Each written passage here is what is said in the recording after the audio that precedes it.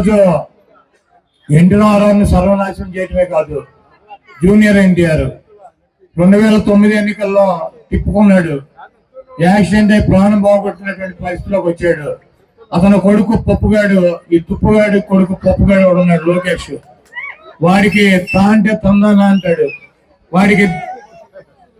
వాడికి పుట్టినరోజుకి చావుకి కూడా తేడా తెల్లనటువంటి పనికిరానటువంటి వెధవ వాడు. వాడిని తీసుకొచ్చి ఆ తెలుగుదేశం పార్టీకి ముఖ్యమంత్రిని చేయాలి, అధ్యక్షుడిని చేయాలని చెప్పి ఆ ఎన్టీఆర్ జూనియర్ ఎన్టీఆర్ చిన్నాని మీద అనేక కుట్రలు చేసి అతన్ని అనేక రకాలుగా ఇబ్బంది పెట్టేటువంటి పరిస్థితి ఉంటుంది.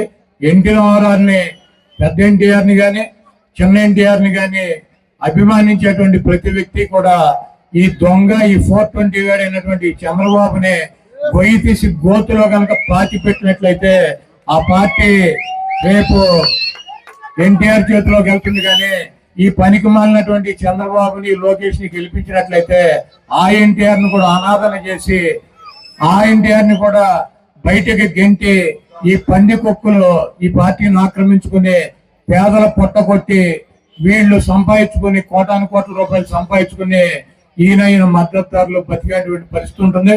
కాబట్టి ఎన్టీ రామారావు నిర్మాణించేటువంటి ఎన్టీఆర్ అభిమానులు కావచ్చు, రాజశేఖర రెడ్డి గారిని నిర్మాణించేటువంటి రాజశేఖర రెడ్డి గారి అభిమానులు కావచ్చు, గౌతులచ్చన్న గారు చూపించినటువంటి మార్గంలో నడిచేటువంటి వ్యక్తులు కావచ్చు, డాక్టర్ బిఆర్ అంబేద్కర్ గారు చూపించినటువంటి ఆయన చూపించినటువంటి దారిలో నడిచేటువంటి జగన్మోహన్ రెడ్డి గారికి మనందరం కూడా మద్దతు ఇవ్వాల్సినటువంటి అవసరం ఉంది.